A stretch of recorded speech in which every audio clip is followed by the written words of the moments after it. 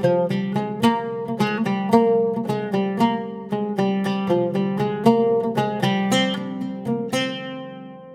இன்னைக்கு நம்மளுடைய childhood favourite Turkish delight எப்படி செய்கிறதுன்னு தான் பார்க்க போகிறோம். இது செய்கிறதும் ரொம்ப ரொம்ப ஈஸி. அதே மாதிரி இதோட டேஸ்ட் ரொம்பவே சுவையாக இருக்கும். ஸோ கண்டிப்பாக ட்ரை பண்ணி பாருங்கள். ஹாய் ஃப்ரெண்ட்ஸ், வணக்கம். என் பேர் Abhi. Welcome to Indian recipes Tamil. வீடியோக்குள்ளே போகிறதுக்கு முன்னாடி நம்ம சேனல் இந்தியன் ரெசிபீஸ் தமிழை சப்ஸ்கிரைப் பண்ணிக்கோங்க. கூடவே இருக்க பெல் சிம்பலையும் கிளிக் பண்ணிக்கோங்க.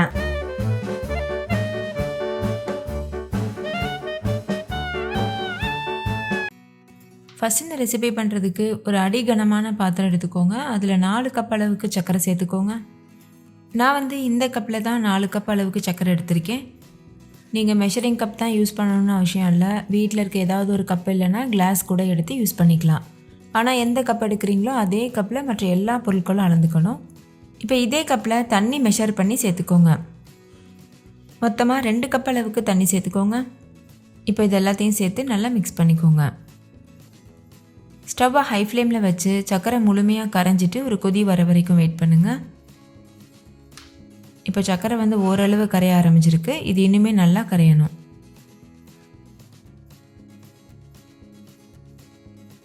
இப்போ பாருங்கள், நல்லாவே கரைஞ்சிட்டு கொதிக்க ஆரம்பிச்சிருச்சு. ஒரு 5 நிமிஷத்துக்கு இதை நல்லா கொதிக்க வச்சுக்கோங்க. நல்லா கொதி வந்ததுக்கப்புறமா பாகுபாதம் செக் பண்ணி பாருங்கள். நம்ம மைசூர் பாக்குக்கெலாம் பார்ப்போம்ல, ஒரு கம்பி பதம், அந்த மாதிரி செக் பண்ணணும்.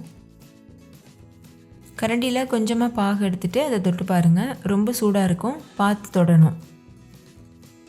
கொஞ்சமாக இந்த மாதிரி தொட்டுட்டு இந்த மாதிரி பண்ணி பார்க்கும்போது ஒரு கம்பி மாதிரி ஃபார்ம் ஆகும். இது பெர்ஃபெக்டான கன்சிஸ்டன்சி. இப்போ ஸ்டவ்வை லோ ஃப்ளேமில் வச்சுட்டு ஒரு பாதி லெமனை புழிஞ்சு விட்டுக்கோங்க. பாதி எலுமிச்சம்பழம் மட்டும் சேர்த்தா போதும், இல்லைன்னா ரொம்ப புளிப்பாக இருக்கும். புழிஞ்சிட்டு நல்லா மிக்ஸ் பண்ணிக்கோங்க. மிக்ஸ் பண்ணிவிட்டு ஸ்டவ் ஆஃப் பண்ணிவிட்டு இதை அப்படியே ஒரு ஓரமாக வச்சுருங்க. அடுத்து வேறு ஒரு பாத்திரம் எடுத்துக்கோங்க. அதில் 1 கப் அளவுக்கு கார்ன்ஃப்ளவர் மாவு சேர்த்துக்கோங்க. இது கூடவே 3 கப் அளவுக்கு தண்ணி சேர்த்துக்கோங்க. சேர்த்துட்டு நல்லா மிக்ஸ் பண்ணிக்கோங்க. ஸ்டவ்வை ஹை ஃப்ளேமில் வச்சுட்டு இந்த மாதிரி கைவிடாமல் கலந்துகிட்டே இருக்கணும். கார்ன்ஃப்ளவர் மாவு சீக்கிரமாகவே வேக ஆரம்பிச்சிடும், நல்லா திக்காக ஆரம்பிச்சிடும். இந்த மாதிரி கலந்துகிட்டே இருக்கணும், இல்லைன்னா அடிப்பிடிக்கிறதுக்கு சான்ஸ் இருக்குது. இப்போ பாருங்கள், நல்லாவே திக்காக ஆரம்பிச்சிருச்சு. இது இந்த அளவுக்கு நல்லா திக்கானதுக்கப்புறமா நம்ம ஏற்கனவே செஞ்சு வச்சுருக்கோம்ல பாகு, அதை இது கூட சேர்த்துக்கிறணும். பாருங்கள், இந்த மாதிரி கொஞ்சம் கூட கட்டி விழாத மாதிரி நீங்கள் மிக்ஸ் பண்ணிக்கணும். அப்போ தான் நீங்கள் சர்க்கரை பாகு சேர்த்து மிக்ஸ் பண்ணும்போது கட்டி விழாமல் இருக்கும். சர்க்கரை பாகும் சூடாக தான் இருக்கணும். சூடாக இருக்கும்போதே சர்க்கரை பாகு சேர்த்துக்கோங்க. சேர்த்துட்டு கொஞ்சம் கூட கட்டிகள் இல்லாத மாதிரி நல்லா மிக்ஸ் பண்ணிக்கோங்க. சர்க்கரை பாகை கொஞ்சம் கொஞ்சமாக சேர்த்து மிக்ஸ் பண்ணிக்கோங்க. அப்போ தான் கட்டிகள் விழாமல் இருக்கும், நம்மளால் மேனேஜ் பண்ண முடியும். ஒட்டு மொத்தமாக சேர்த்துட்டோன்னா ரொம்ப கஷ்டமாக இருக்கும்.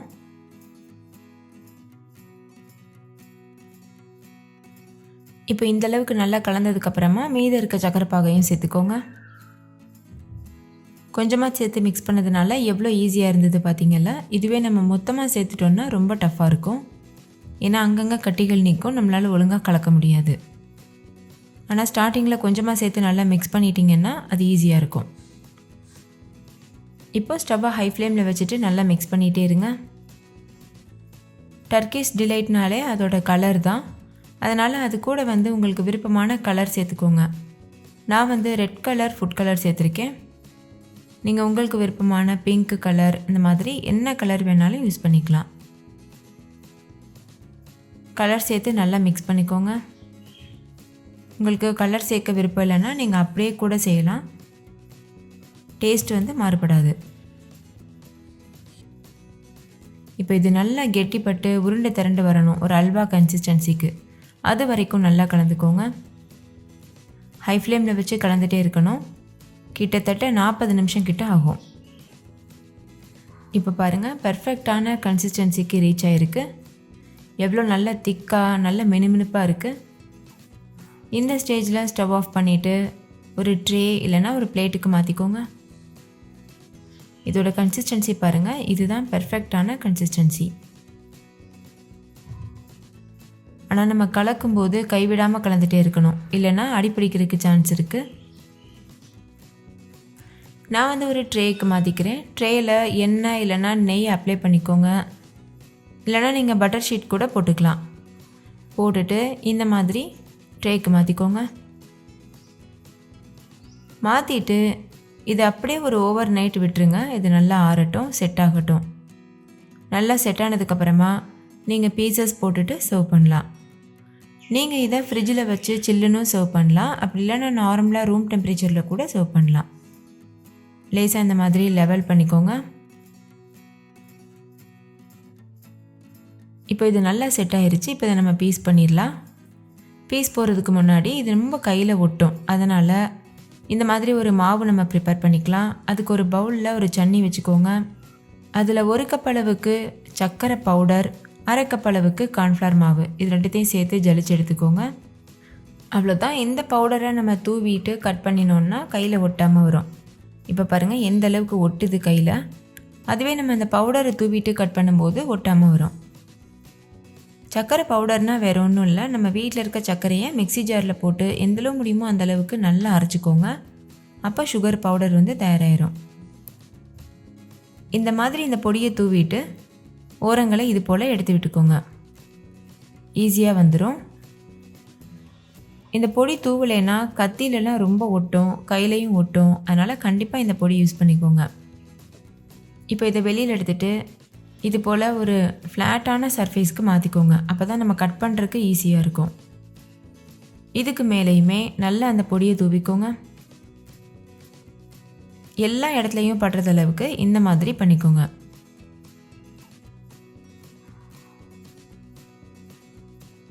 இப்போ நம்ம கத்தி வச்சுட்டு கட் பண்ணிக்கலாம்.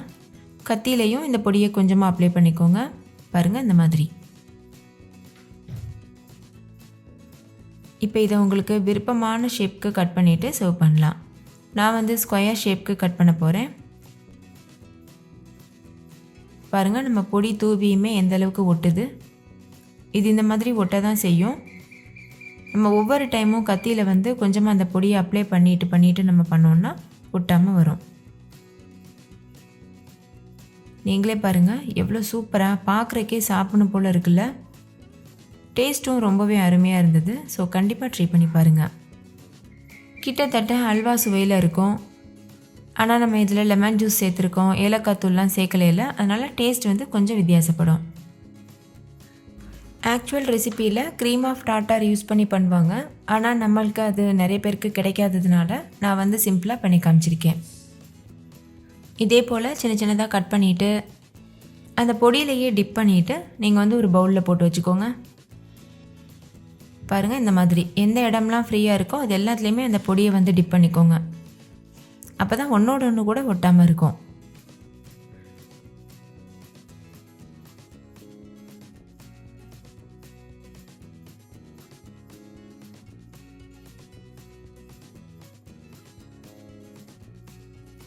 அவ்வளோதான். டேஸ்டியான டர்க்கிஷ் டிலைட் எல்லாருக்கும் ரொம்ப ரொம்ப பிடிச்ச மாதிரி சூப்பராக தயார் பண்ணியாச்சு.